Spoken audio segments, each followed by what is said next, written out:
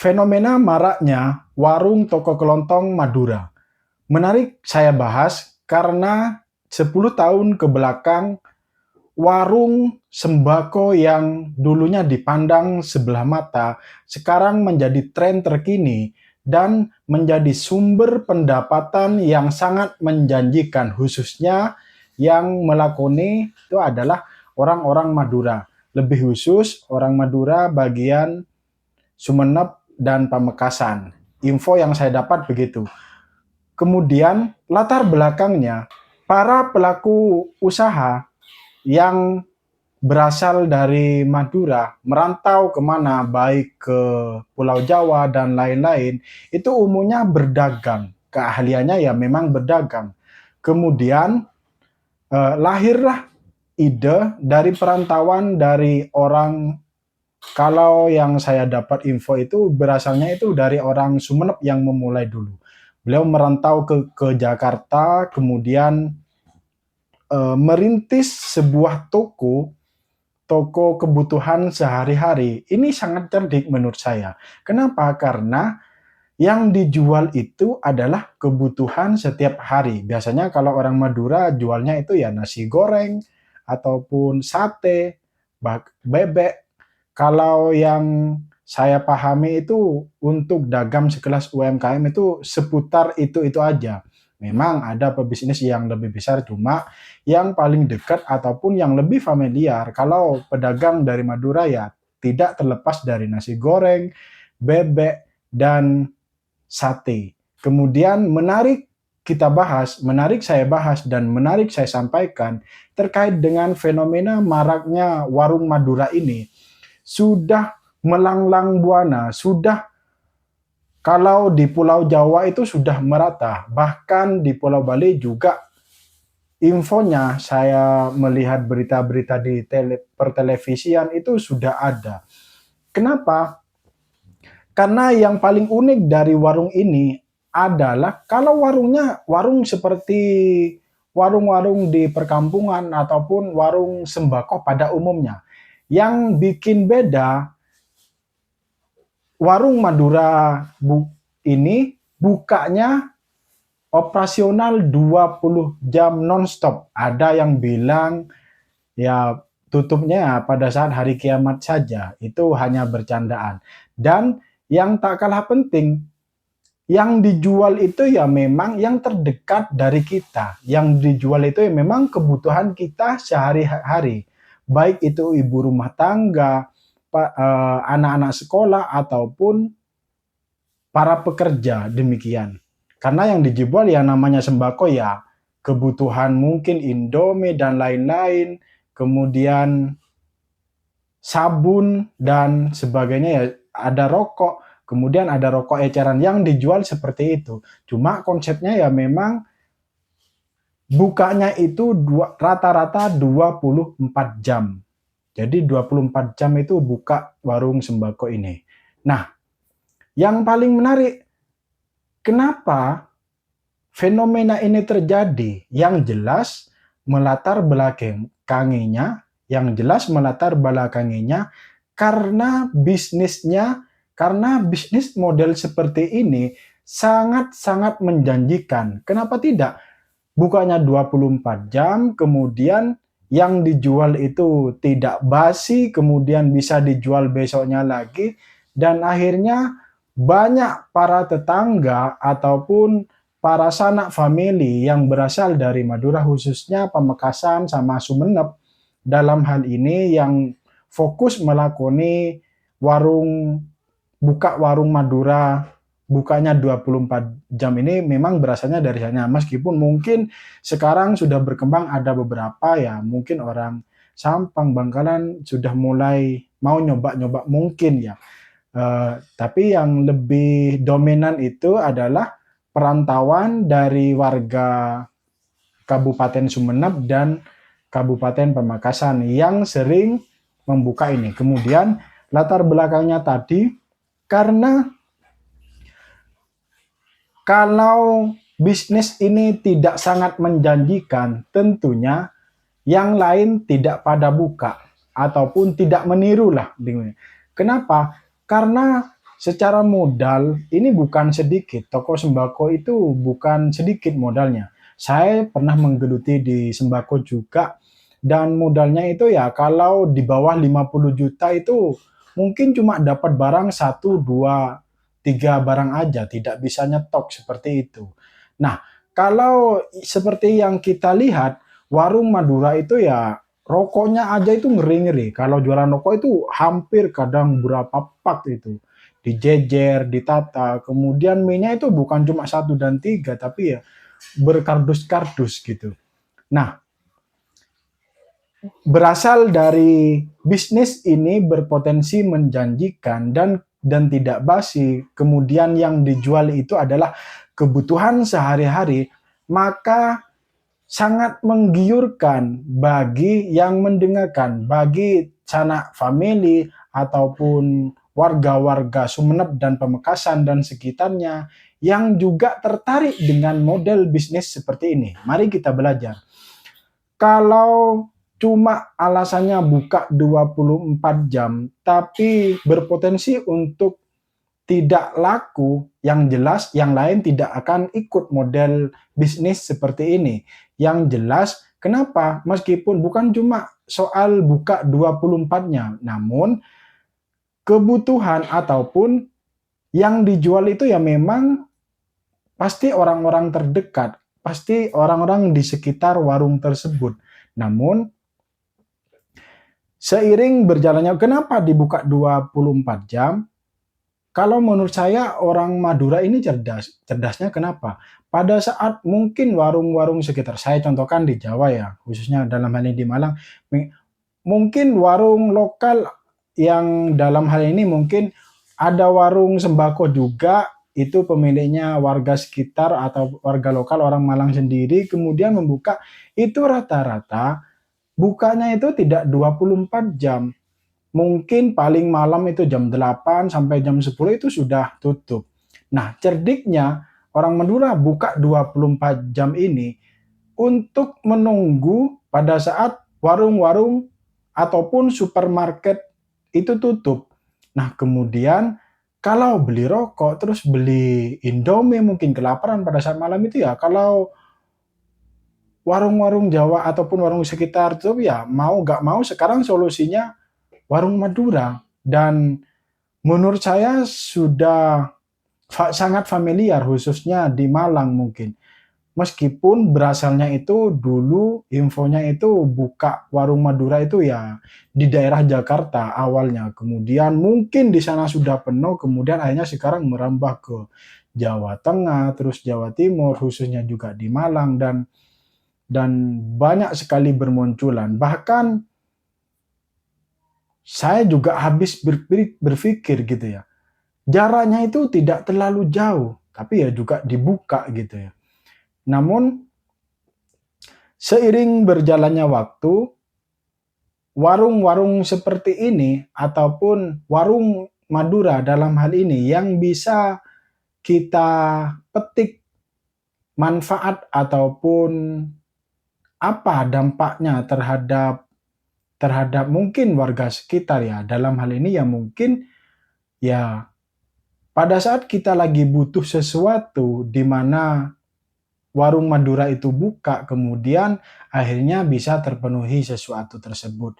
Nah, dan model-model bisnisnya bisa kita praktekkan, tidak harus sama usahanya. Ide usaha, jadi semangatnya itu yang bisa kita tiru dengan warung-warung seperti ini. Artinya membaca peluang di mana pada saat malam hari itu biasanya jarang warung yang tutup, ya jarang warung yang buka. Nah, kemudian warung Madura hadir dengan berbagai pilihan macam yang dijual, khususnya sembakoan. Semangat apa yang bisa kita ambil dari warung Madura adalah ya semangat tekunnya itu ya. Bayangkan buka 24 jam. Gimana caranya? Kalau berdua ya berarti harus bergantian. Dan ternyata saya mendapatkan info, warung Madura itu rata-rata dijaga oleh 2 orang, baik itu suami istri ataupun sama temannya. Intinya minimal yang jaga itu 2 orang dan itu sistemnya shift-shiftan. Ada yang shift malam, ada yang shift siang. Juga pembagian jamnya ya mungkin diatur dengan kesepakatan yang secara ya gimana enaknya seiring berjalannya berdua itu. Jadi sesimpel itu sebenarnya mekanisme ataupun SOP-nya.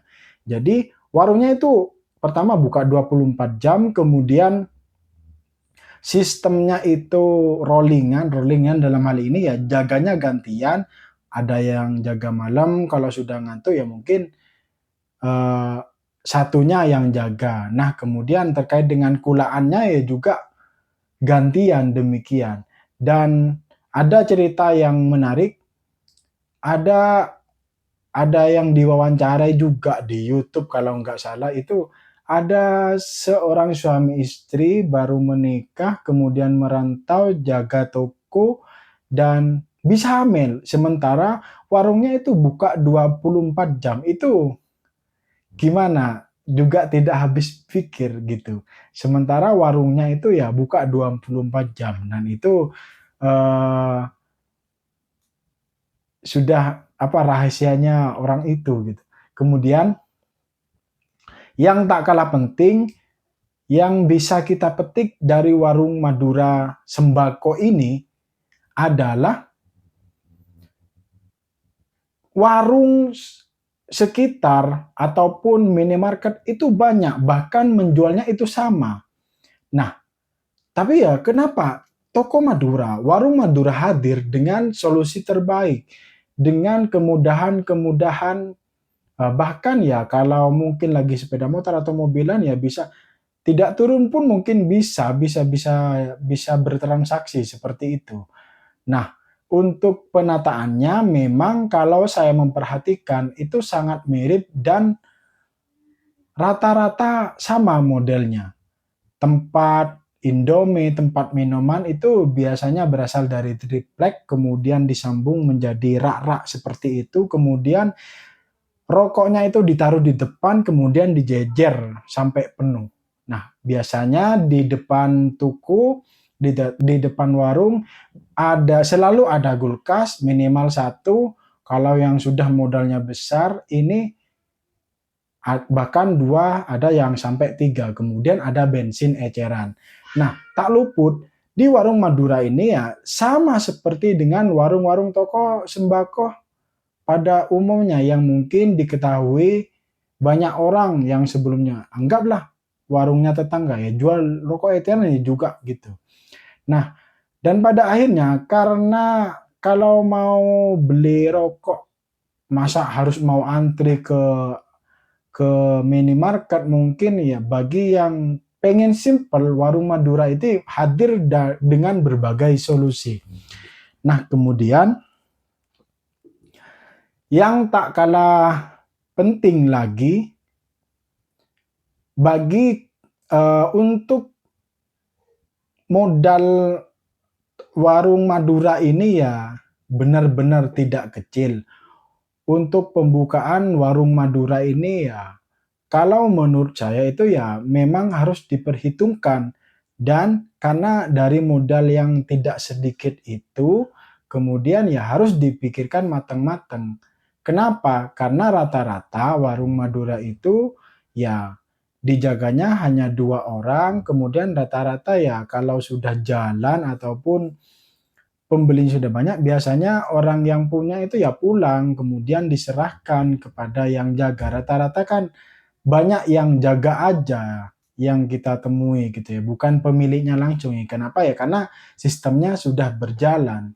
Dan terkait dengan eh, gimana sistem penggajiannya, dapat informasi ataupun informasi yang saya dapat dengan cara mereka adalah sistem bagi hasil, di mana seluruh keuntungan setiap hari itu ditotal dengan 10% ataupun misalkan dapat 3 juta, misalkan dapat 1 juta berarti yang harus disimpan itu 10% dan itu sifatnya wajib. Tidak boleh diutek-utek, kemudian 90%-nya itu dibuat kulaan lagi. Dan pada akhirnya berkembang Bahkan saya melihat itu banyak sekali yang perkembangannya sangat pesat. Nah untuk pembagian yang 10% nanti ini setelah 1 bulan kemudian dikumpulin, itu kan biasanya rata-rata sewa. Misalkan sewa tempatnya itu 12 juta, berarti dibagi 12 setiap bulannya itu harus nyimpen 1 juta. Maka misalkan simpanan yang 10% itu tadi sudah terkumpul, kemudian di akhir bulan di total, yang pertama adalah diambil untuk biaya sewa tempatnya. Nah, kemudian barulah sistem bagi dua ini setelah dipotong